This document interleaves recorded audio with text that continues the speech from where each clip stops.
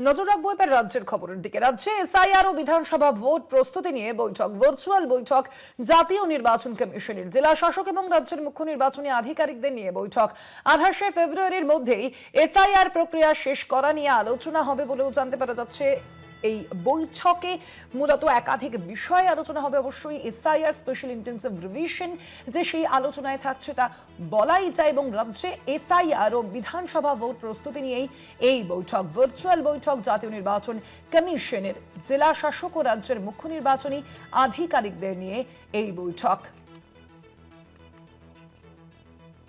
জেলা শাসক এবং রাজ্যের মুখ্য নির্বাচনী আধিকারিক থাকছেন এই বৈঠকে। আজ এই বৈঠক রয়েছে নির্বাচন কমিশনের।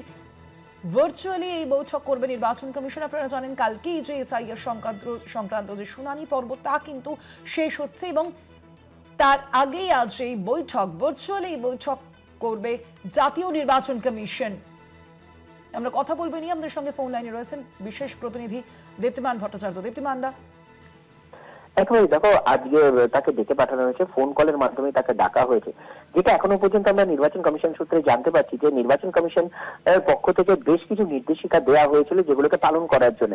তার ভিতরে অনেক কিছু নির্দেশিকা আছে যেগুলোকে এখনো পর্যন্ত পালন করা হয়নি। যেরকম বেশ কিছু লোকের এগেনস্টে এফআইআর করতে বলা হয়েছিল, সেগুলোর কি প্রসেস রয়েছে, এইসব বিষয়গুলো নিয়ে কিন্তু আজকে তাকে ডেকে পাঠানো হয়েছে।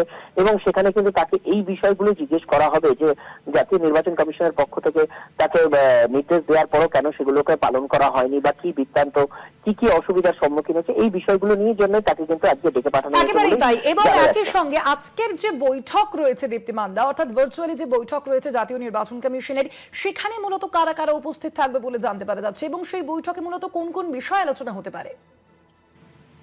দেখো, সেখানে কিন্তু জাতীয় নির্বাচন কমিশনের যে বেঞ্চ রয়েছে সেখানে তারাই থাকবেন বলে জানা যাচ্ছে। এবং তাদেরকে মূলত এই যে বিষয়গুলো যেগুলো তোমাকে আগে বললাম, যে এই বিষয়গুলোই পরপর জিজ্ঞেস করা হবে যে যেহেতু তাদেরকে বেশ কিছু নির্দেশিকা দেওয়া হয়েছিল এসআইআর চলাকালীন জাতীয় নির্বাচন কমিশনের পক্ষ থেকে, সেই নির্দেশিকাগুলো কতটা পালন করা হয়েছে, যদি পালন করা না হয়ে থাকে তাহলে সেগুলো কেন পালন করা হয়নি। ইতিমধ্যেই নির্বাচন কমিশনের পক্ষ থেকে কিছুদিন আগে একটা চিঠি দেওয়া হয়েছিল মুখ্য সচিবকে। সেই চিঠির প্রত্যুত্তরে যা উত্তর দেওয়া আছে সেইগুলোকে যাচাই করা, এই পুরো বিষয়ের জন্যই কিন্তু মুখ্য সচিবকে ডাকা হয়েছে বলেই জানা যাচ্ছে। স্বর্ণালী,